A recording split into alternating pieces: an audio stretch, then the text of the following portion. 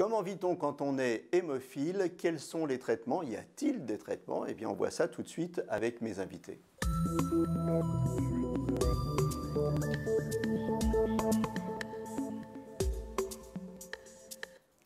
Avec moi sur le plateau, le docteur Laurent Frenzel. Vous êtes rhumatologue au service d'hématologie adulte à l'hôpital Necker. Et en duplex, avec nous, Thomas Sagné. Vous êtes hémophile, vous êtes patient ressource de l'Association française des hémophiles, AFH. Qu'est-ce que c'est un patient ressource? Un patient ressource, c'est un patient qui a été formé pour accompagner lors de sessions d'éducation thérapeutique ses pairs et qui co-anime ces sessions d'éducation thérapeutique avec des professionnels de santé. Un petit mot sur l'AFH, l'Association française des hémophiles, dont vous êtes l'ancien président. Oui, c'est ça. Alors, un petit mot, créé en 1955, c'est aujourd'hui une des premières, c'est la seule association de patients dans le domaine des maladies hémorragiques rares. Elle a pour vocation d'accompagner les personnes, aider la vie au quotidien et de faire des actions de plaidoyer auprès des instances de santé, qu'elles soient nationales ou régionales. Et c'est son slogan, c'est porter la voix aussi, aider la vie et porter la voix. Et c'est une association donc, qui est investie sur ces deux domaines, qui a 24 comités régionaux en France et en Outre-mer et qui cherche au fond à améliorer les conditions de vie des personnes atteintes de maladies hémorragiques rares. MHR, maladie hémorragique rare, mais aujourd'hui on va parler de l'hémophilie qui fait partie Absolument. de ces maladies. Alors je me suis un petit peu renseigné pour préparer l'émission. Souvent héréditaire, elle fut appelée la maladie royale car la reine Victoria a transmis l'hémophilie aux familles royales d'Espagne, d'Allemagne, de Russie. Elle n'a pas chômé, la reine Victoria. Alors vous, dans la famille, comment ça se passe, Thomas? Alors, écoutez, j'ai rien de royal chez moi. L'une des particularités de l'hémophilie, c'est que c'est une maladie qui peut toucher toutes les personnes, quelles que soient leurs conditions sociales, de vie. Donc, plus rien de royal aujourd'hui. Moi, j'ai 52 ans et je suis concerné évidemment depuis l'hémophilie, depuis ma naissance évidemment, puisque c'est une maladie génétique. La famille, vous avez des hémophiles. Alors, j'ai 3 cousins qui sont atteints d'hémophilie aujourd'hui. Oui. Vous, on s'est rendu compte que vous étiez hémophile, vous aviez 6 mois, c'est ça? Oui, c'est-à-dire que, en fait, mes parents m'ont donné un cachet d'aspirine parce que j'avais un peu de fièvre et puis, il y a des bleus spontanés qui sont apparus le long de la colonne vertébrale et ma mère, je crois, avec, mon père, quoi, je ne sais pas très bien, est allée, auprès du centre hospitalier, de là où nous habitions et pour une consultation et là, le diagnostic a été effectué. Alors, il faut dire qu'à l'époque, il n'y avait pas de diagnostic prénatal et vos parents n'étaient pas du tout préparés à ça, hein. Non, et puis pas préparé parce qu'aujourd'hui, il y a beaucoup j'allais dire de sources d'informations entre internet qui sont utilisées par, les usagers du système de santé. Il y avait, j'allais dire plus de connaissances, il y avait à l'époque, moins de connaissances médicales, j'allais dire ouvertes au grand public et donc c'était plus difficile d'accéder à une information spontanément. Donc même s'il y avait déjà eu des personnes atteintes d'hémophilie dans la famille, on ne se doutait pas, je veux dire, qu'elles puissent se répliquer ainsi, en l'occurrence entre sœurs dans ma propre famille. Donc, ils ont été sans soutien psychologique et assez dépourvus de soutien médical au tout début. Vos parents découvrent votre hémophilie à 6 mois, mais vous, vos premiers souvenirs d'enfant d'hémophilie, qu'est-ce que c'est? Alors là, je ne m'en souviens plus très bien. Simplement, je me souviens de l'événement parce que c'était un accident hémorragique spontané dans un genou, le genou gauche en l'occurrence. Et je me souviens avoir eu mal à me frapper la tête contre les murs, littéralement. Et une fois que j'ai reçu à l'époque le traitement anti-hémophilique, être resté allongé de longues journées dans ma chambre. Et au fond, ces événements-là se sont répétés plusieurs fois dans mon enfance et au fond rythmaient ma vie avec la maladie. Accident hémorragique spontané, docteur Frenzel, ça veut dire quoi? D'un coup, comme ça, on se met à saigner sans raison? C'est ça. Donc le caractère spontané, ça peut arriver à n'importe quelle occasion ou pas d'occasion du tout, en fait, de manière spontanée. Alors, ça va dépendre bien sûr de la sévérité de l'hémophilie. Quand on verra, donc il y aura différents types d'hémophilie en fonction du taux de facteurs qui circulent, mais ça peut être spontané. Et très souvent, on peut s'en apercevoir au moment où le garçon, l'enfant commence à acquérir la marche. Et c'est souvent à ce moment-là qu'on peut repérer les premiers signes, puisque c'est avant tout des saignements au niveau des articulations. Comment on vit quand on est gamin son hémophilie? Alors, il se trouve que moi, je suis atteint donc d'une forme grave de l'hémophilie, c'est-à-dire ce qu'on appelle l'hémophilie sévère. Je crois que principalement, on essaye de vivre, on compose une vie avec l'élan d'un enfant, sa capacité d'oubli. Et en fait, la maladie nous marque et elle laisse des marques importantes. Et ce sont au fond des élans de vie spontanés, je veux dire, de fait de courir de manière spontanée, d'aller vers les autres de manière spontanée. C'est-à-dire, il n'y a pas simplement, j'allais dire, l'aspect médical, le symptôme de la maladie, au fond l'accident hémorragique spontané, comme on vient de le dire. Il y a aussi, j'allais dire, tout ce que ça implique en termes de mise en retrait psychologique, de repli sur soi. Et il faut beaucoup de maturité à des parents pour pouvoir accompagner j'allais dire, le développement psychique, physique de l'enfant dans ces conditions. Parce que c'est une maladie, à l'époque en tout cas, qui était qui était très grave, elle reste encore très grave, mais dans lequel les traitements n'étaient pas faciles d'accès et n'étaient pas forcément toujours efficaces. Donc il y avait un enjeu là. Alors, on vient de parler de la vie d'enfant. On est allé interroger un autre patient ressource. Il s'appelle Édouard Hamelin. Il est patient ressource à l'AFH également. Et lui, il nous parle de sa vie au quotidien, sa vie d'hémophile. On voit ça tout de suite. Alors, au quotidien, être hémophile aujourd'hui, c'est être vigilant. Tout le temps pour éviter de se cogner, éviter de se blesser, être attentif à tous les signaux qui pourraient indiquer une hémorragie potentielle. Alors, sachant que quand je parle d'hémorragie, c'est vrai que il y a souvent l'idée reçue comme quoi quand un patient hémophile se coupe, il y aurait un geyser qui sortirait de son corps. C'est pas tout à fait la réalité. On voit que ce n'est pas du tout la réalité. Sachant que ce qui préoccupe plutôt le quotidien des patientes et des patients atteints de maladies hémorragiques rares, c'est surtout les hémorragies internes et plus précisément celles qui sont dans des endroits plus sensibles, notamment les articulations, notamment au niveau de la tête par exemple. Où il faut vraiment une vigilance et être attentif à tous les signaux qui pourraient indiquer un début d'hémorragie. Et ensuite, une fois ces signaux détectés, s'assurer qu'il s'agit bien d'une hémorragie ou d'un début d'hémorragie et à partir de là, traiter avec les médicaments qui existent, quand ils existent, parce que ce n'est pas toujours le cas. Il y a des pathologies extrêmement rares pour lesquelles aujourd'hui, il n'y a pas de réponse thérapeutique existante. Thomas Sagnier, les principales difficultés au quotidien? Ces principales difficultés, comme l'a très bien dit Édouard, c'est qu'on apprend à vivre avec son corps. C'est-à-dire qu'on est extrêmement attentif aux moindres changements. On sent les saignements potentiels dans les articulations, la manière de bouger. Est-ce que c'est facile ou est-ce que c'est pas facile? Moi, j'avais souvent l'impression, j'allais dire, quand j'avais un début de saignement, qu'il y avait du coton dans mon articulation. Alors, c'est une sensation qu'ont pas les autres. Qu'est-ce que ça veut dire qu'avoir du coton dans l'articulation? Ça ne veut pas dire grand-chose pour les autres. Mais pour moi, ça avait bien une signification et dire que j'étais sans aucun doute à un niveau de risque d'avoir un saignement et qu'il fallait soit que je me protège, que je fasse une perfusion supplémentaire, soit que j'arrête l'activité en question. Mais j'allais dire, le domaine des possibles pour un adulte, il change évidemment suivant les individus. Et puis, c'est la manière dont la représentation qu'on peut avoir de la maladie, du domaine des possibles, et qui change d'un individu à l'autre. Mais c'est une préoccupation. Ça veut dire que chaque jour, au fond, quand je me lance dans la vie, dès que je me lève le matin, au fond, je m'adapte au fond, à une situation dans laquelle je peux avoir des risques. Voilà. Est-ce qu'il y a des interdits, des sports qu'on ne peut pas faire, des choses qu'on ne peut pas faire dans la vie? Je crois que la question des interdits, c'est facile pour les parents de jeunes enfants et d'une certaine manière, entre guillemets, c'est facile aussi pour les professionnels de santé. la vie, elle n'est pas comme ça. Dire les gens ne réfléchissent pas par rapport à des interdits. Au fond, ils ont des désirs et de voir comment est-ce qu'ils peuvent s'appliquer à leur situation.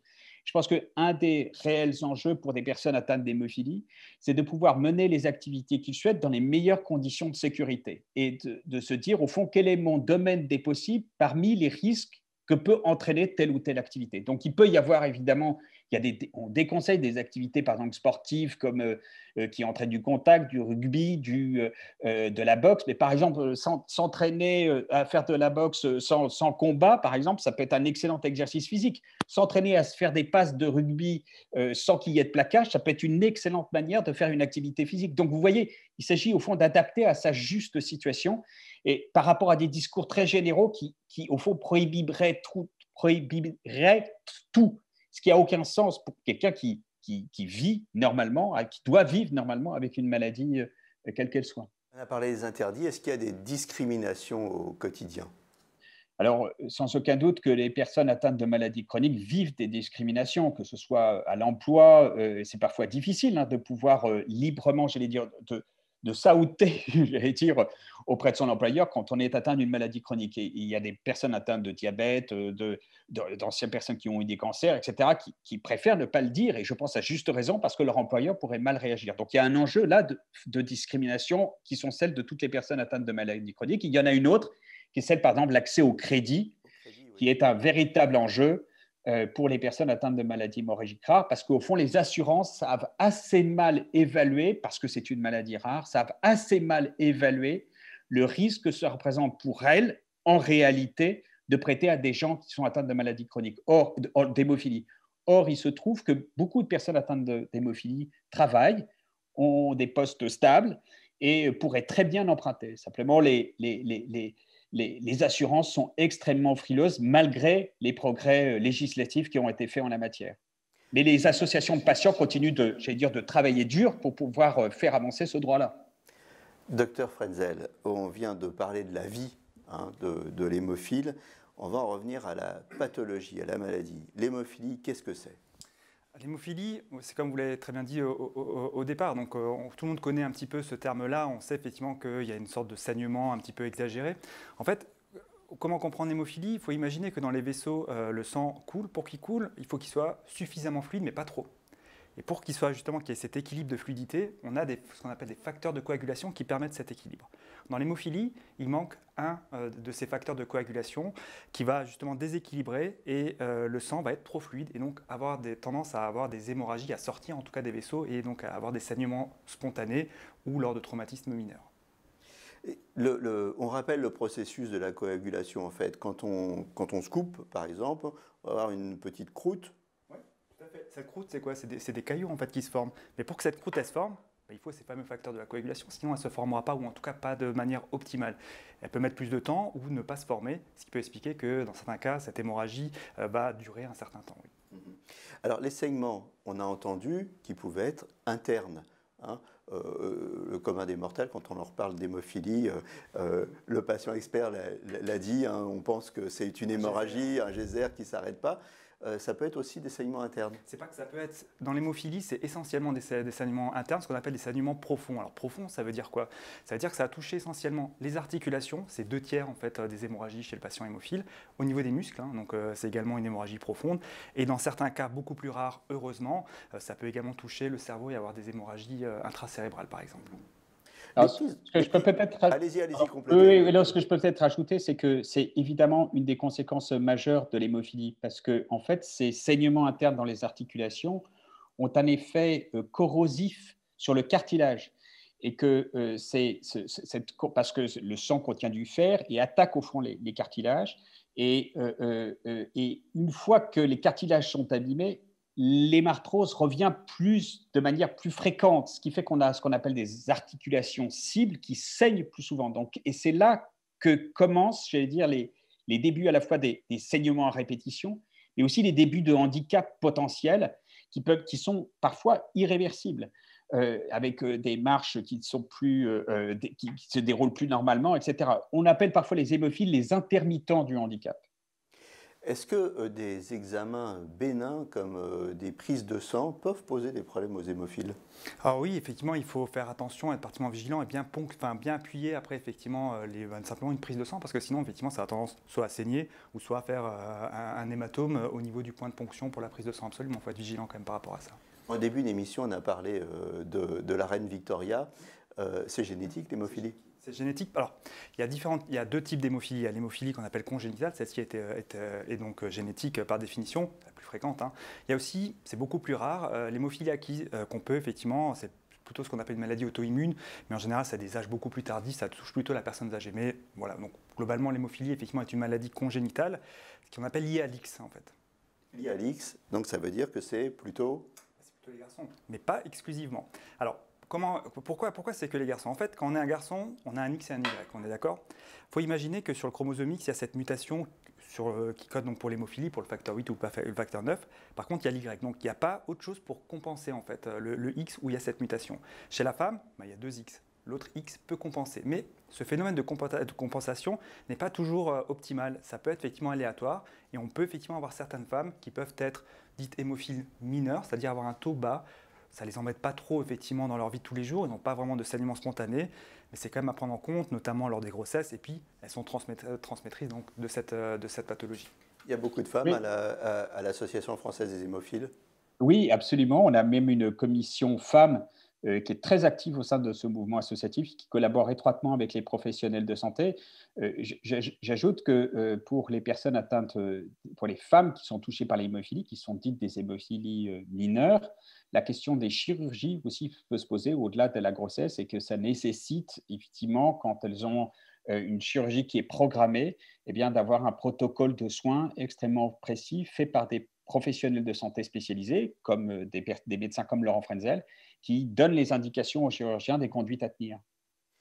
Hémophilie, facteur, gravité. La gravité, elle est en fonction du facteur. Du taux de facteur circulant dans le sang, oui. Qu'est-ce que c'est le taux de facteur? Le taux de On va facteur, expliquer. oui, en fait, les facteurs de la coagulation, ce que j'ai expliqué, donc c'est ce qui permet d'avoir ce fameux équilibre de la fluidité du sang. Quand on en manque, on va avoir plus tendance effectivement à avoir des hémorragies. Alors, l'hémophilie A, il s'agit d'un déficit en facteur 8. L'hémophilie B en facteur 9. Alors, il y a 13 facteurs au total. C'est vrai que le facteur 8 et le facteur 9 ont un rôle important, ce qui explique effectivement l'importance des symptômes hémorragiques. Alors, il y a différents types de sévérité, tout simplement en fonction du taux de ce facteur qui circule. S'il est inférieur à 1%, c'est-à-dire qu'il n'y en a pas en fait, on parle effectivement d'hémophilie à ce moment-là sévère. Entre 1 et 5%, on dit plutôt modéré, et entre 5 et 40%, on dit mineur. Au-delà de 40%, on considère que c'est normal. Vous êtes un modéré ou un sévère? Alors moi, je suis atteint d'une hémophilie sévère. Oui. Sévère, oui. Je me disais bien qu'il était sévère, cet homme. L'évolution de la maladie au cours de la vie. Alors, l'évolution, comme l'a très bien dit Thomas Sagnier, en fait, maintenant, aujourd'hui, un garçon qui naît effectivement avec une hémophilie a une espérance de vie normale. Par contre, là, ce qui va effectivement un petit peu occasionner un peu certains handicaps dans sa vie, c'est ces fameux saignements à répétition au niveau des articulations, comme l'a très bien dit Thomas Sagnier, qui va, au fur et à mesure des épisodes, abîmer l'articulation et entraîner effectivement des difficultés pour marcher. Et donc c'est vraiment ça aujourd'hui l'hémophilie. L'enjeu, c'est la protection articulaire. Est-ce qu'on peut être hémophile sans le savoir? Oui, on peut être hémophile. Alors, hémophile sévère sans le savoir, non. En général, effectivement, on s'en aperçoit quand même assez rapidement.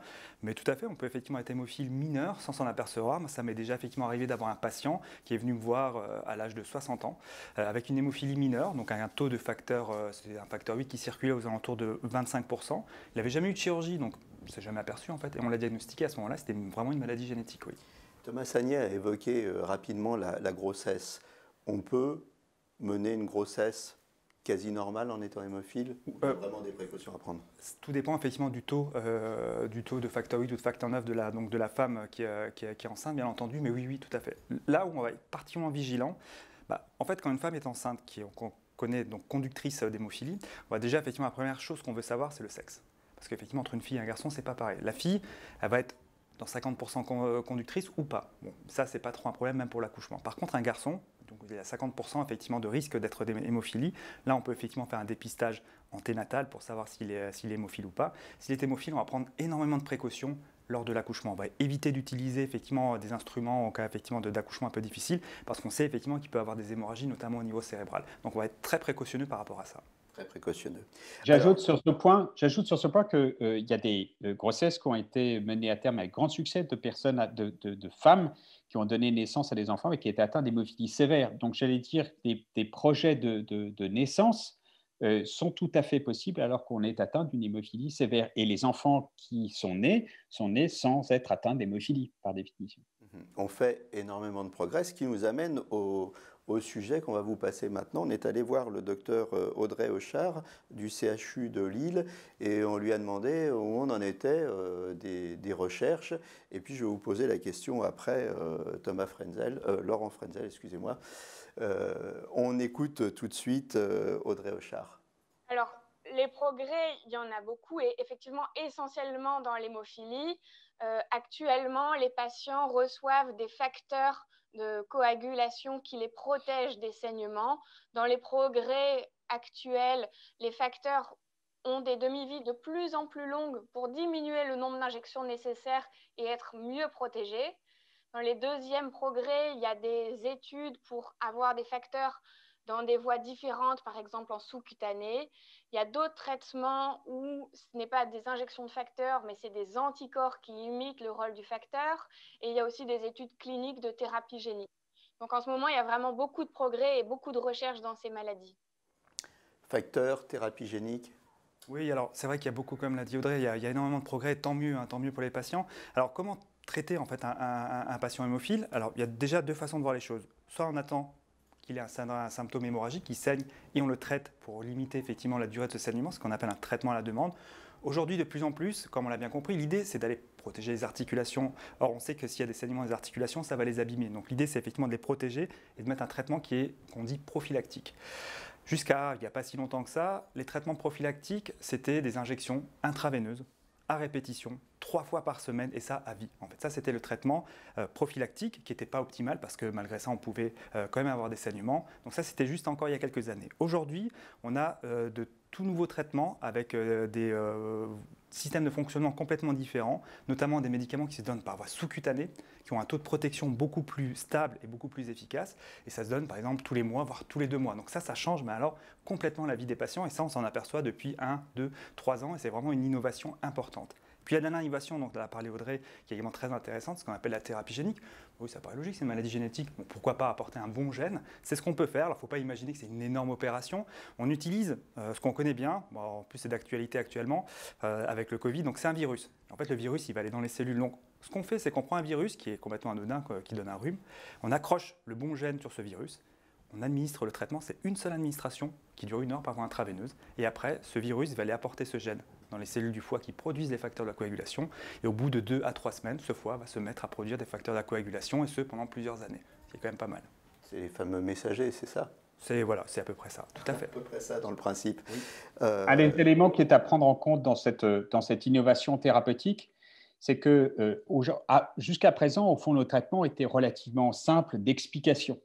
Même si Laurent Frenzel a expliqué de manière brillante le principe de la thérapie génique, aujourd'hui, ces traitements restent extrêmement, compliqués à saisir et à comprendre pour le commun des mortels, qu'on soit même un patient d'atteinte d'hémophilie. Donc, il y a un enjeu pour que ces traitements deviennent accessibles aux personnes, un enjeu d'explication, de travail, au fond, de prise de décision partagée avec les patients pour, au fond, savoir si les patients veulent eux-mêmes participer, au fond, veulent eux-mêmes choisir ce nouveau traitement. Et c'est là où le rôle à la fois des professionnels de santé dans l'explication et de l'association de patients pour accompagner ces choix thérapeutiques est absolument essentiel.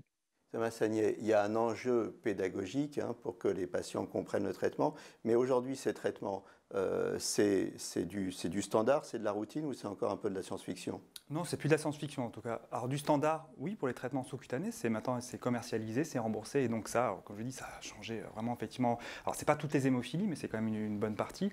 Pour la thérapie génique, ça reste pour l'instant ce qu'on appelle de la recherche clinique, mais c'est pas du tout la science-fiction. Nous, on a des personnes qui participent et qui sont traitées dans notre hôpital avec de la thérapie génique, et ça se passe plutôt bien. Donc non, c'est pas de la science-fiction, c'est actuel. C'est dans combien de temps? C'est commercialisé, je pense. Voilà, il faut attendre 2-3 ans à peu près pour effectivement commencer à avoir les premiers produits qu'on pourrait effectivement utiliser hors essai thérapeutique. Alors vous, Thomas, votre vie, vous avez eu les anciens traitements hein, dont on parlait, hein, les injections répétées, et vous avez vu votre vie changer avec les nouveaux traitements, non, je suppose? Comme l'a souligné très bien Laurent Frenzel, c'est l'enjeu du fardeau de la maladie. Ce n'est pas simplement les épisodes hémorragiques qu'on en connaît et la manière de les traiter, c'est aussi le traitement lui-même.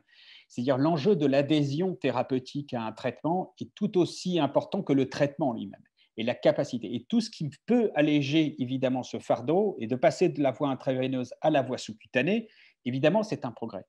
Mais je nuance tout de suite en disant à la fin, c'est quand même moi toujours qui décide si je me pique ou si je ne me pique pas. Alors c'est vrai, ça a facilité, mais ça ne résout pas au fond la question fondamentale, irréductible, qui est je suis atteint d'une maladie chronique et comment je fais comment je fais pour être pleinement en capacité de faire face à cette maladie.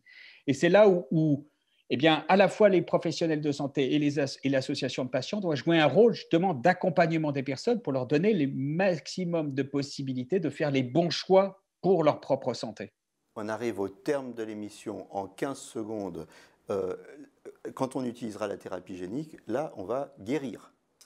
Oui, alors, je suis obligé de nuancer un tout petit peu. On parle de guérison, ça dépend un petit peu de l'efficacité de la thérapie génique, mais c'est quelque chose qu'on peut... Alors, guérir, comme l'a très bien dit Thomas, guérir, on ne saigne plus. Mais par contre, les conséquences antérieures sur les articulations, pour l'instant, vont quand même rester. Et une dernière question, alors là, en 5 secondes. Est-ce qu'il y a des gens qui en meurent encore aujourd'hui de l'hémophilie? Alors, comme je dis, l'espérance de vie est quasi normale. Par contre, sur certains, notamment les hémorragies cérébrales, ça peut encore malheureusement arriver. Heureusement, c'est extrêmement rare. Eh bien, je vous remercie tous les deux d'avoir participé à cette émission. Laurent Frenzel, je rappelle que vous êtes rhumatologue au service d'hématologie adulte de l'hôpital Necker. Et vous, Thomas Sagnier, vous êtes patient ressources et ancien président de l'Association française d'hémophilie. Voilà, à très bientôt pour un nouveau numéro de Capital Santé. Et d'ici là, portez-vous bien.